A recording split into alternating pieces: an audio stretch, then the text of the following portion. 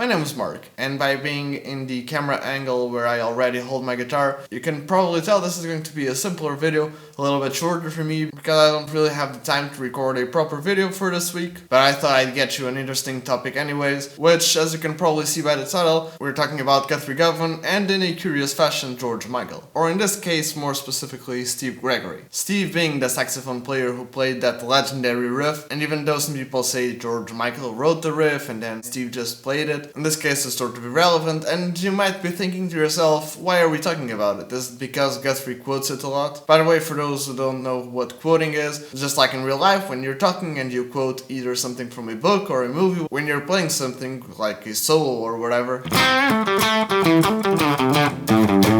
if you use any other musical piece, you'll be quoting it. Like if I'm playing a solo,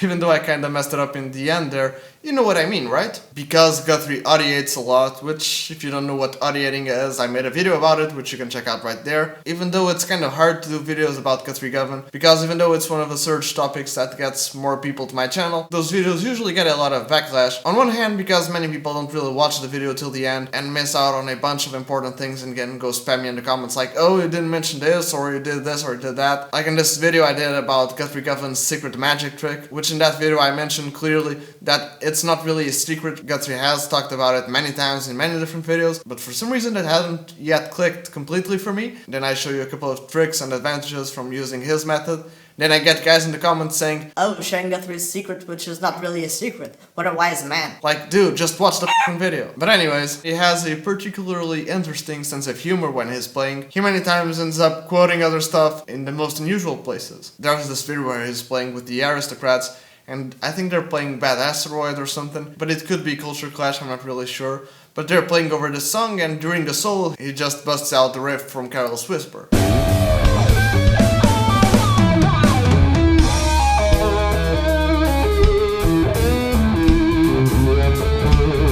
But musical quotes isn't really what we're going to talk about today. We're actually talking about soloing, improvising, and note choices. And I'll show you what I mean, but before I get to it, I just want to say, please subscribe to my channel. You're probably aware that YouTube's been acting a little bit weird lately. Even if you subscribe to the channel, those channel's videos may really not show up in our subscription box. And even if you ring the notification bell thingy below, you still will not be notified of that channel's content.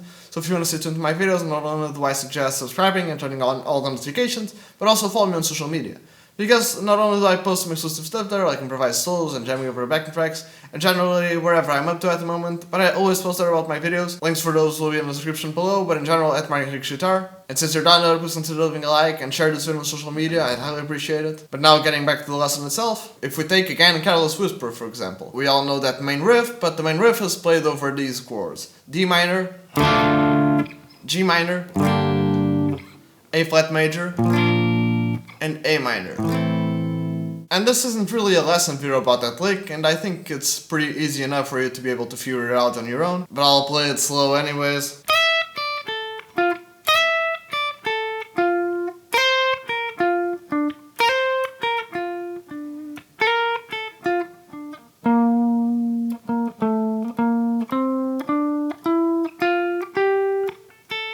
And here's what's interesting about this lick, and don't worry, we'll get to Guthrie. If I kinda break it down, the first part, it's pretty much a D minor arpeggio or a D minor triad. But we have this E right here, which in the context of D minor is a ninth. So it's kind of like if you were playing this chord. The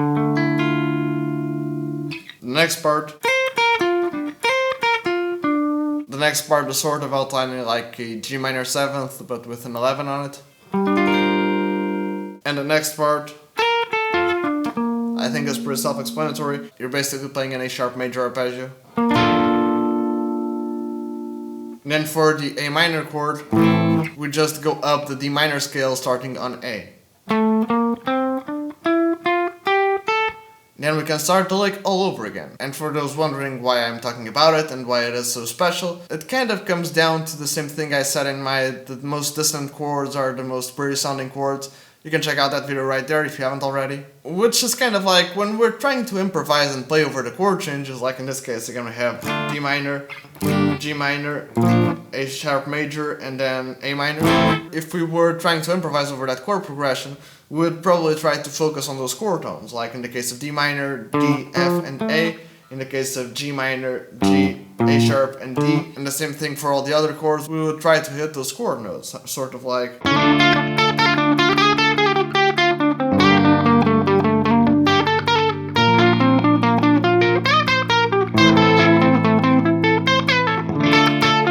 But if you take a look at the Careless Whisper riff, even though we definitely hit chord tones, like in the case of D minor, we're playing over, like we mentioned before, a D minor arpeggio. But we're just adding the ninth, right? But by our previous reasoning, we wouldn't really want to hit the ninth. It's not really a chord tone, and even if we're playing over a D minor 9, especially hitting the ninth on a downbeat, it would clash against that F. And we start the riff exactly in that E, like 1, 2, 3, 4. Even if you want to do a grace note, whether it's by a hammer-on or a slide,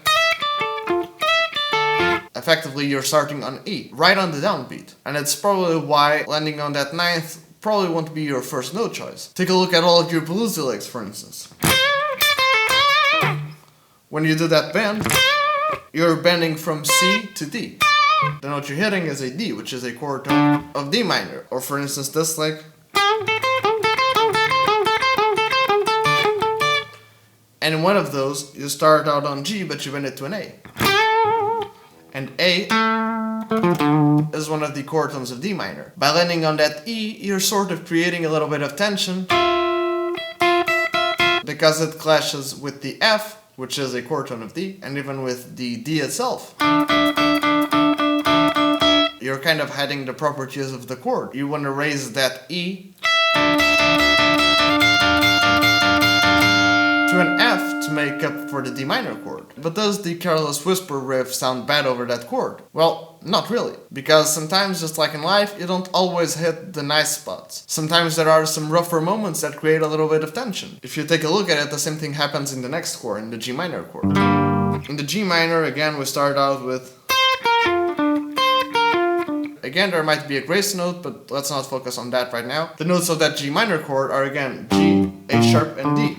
And we're starting on either of those notes. We're starting on a C, which is the fourth of G. Again, if we didn't have the third, by landing on that fourth, we're kind of suspending the chord. Does landing on that C, which is the fourth of G over a G minor chord, make the song sound bad? Not at all. This is one of the most recognizable riffs, and since this is supposed to be a sexy, steamy song, if people thought the song sounded bad, I don't think it would get them in the mood for, well, you know, practicing the guitar all night. And this gets us to the Guthrie part, because landing on these sorts of tension notes is something that Guthrie does quite a lot. For instance, in that legendary video where he plays over that Larry Carlton style of backing track, he plays something like...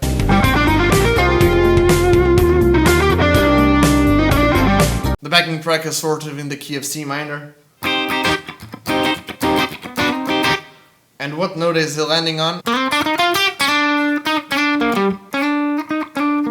He's landing on that D, which is the ninth of C.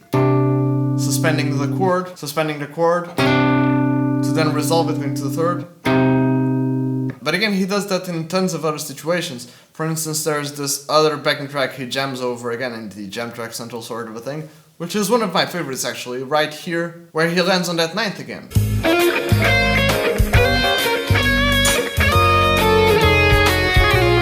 In this case, it's not really in C minor, but he is in A sharp minor. But what notes is he landing in?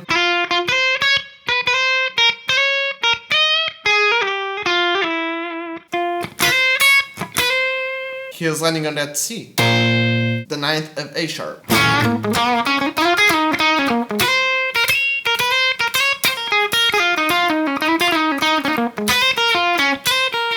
For a note that is in the key but isn't on the chord tone, it doesn't really sound that bad, right? It definitely doesn't sound as good as if we were just landing on A sharp, or for instance C sharp, which is the third of A sharp minor. And just to make it a little bit more obvious, I'm not really saying next time you need to solo, like if you're soloing over A minor. Really focus on that B. B is a good note.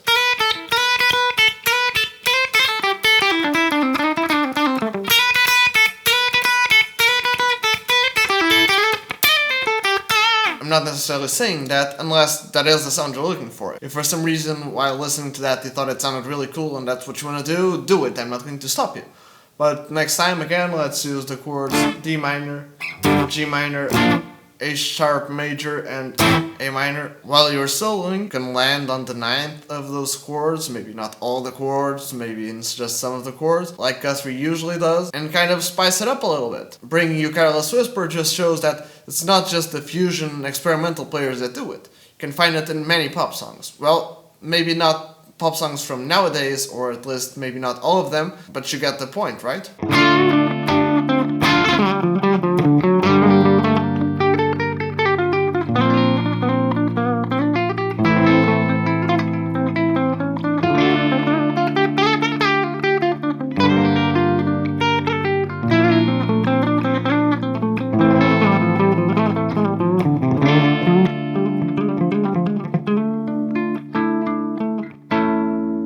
Again, I've made other videos about this sort of stuff, which you can check out if you haven't already. I'll leave those either on the card section right there, or perhaps on the annotations on the end screen, which will be on in just a couple of seconds, so please stay tuned. But yeah, tell me what you think. Do you have something to add to this discussion? Did you agree? Did you not agree? Or is there something I missed? Something I should have said? Also, if you have any suggestions for videos, I have this dedicated series called The 8, You Ask I Teach. I know, pretty boring, generic, and self-explanatory title, so as you can probably guess, and as the name implies in that series, I pretty much teach anything you guys have in the comment section below, guitar and or music related of course, and other than discussions / talking about music theory, or even guitar related stuff like soloing and improvising, and playing over chord changes, I guess this video kind of fits in with both categories. I also do some other videos, for instance, sometimes I take a look at a lick that I either think is interesting, or the lick itself is a little bit different from what whoever played the lick usually plays.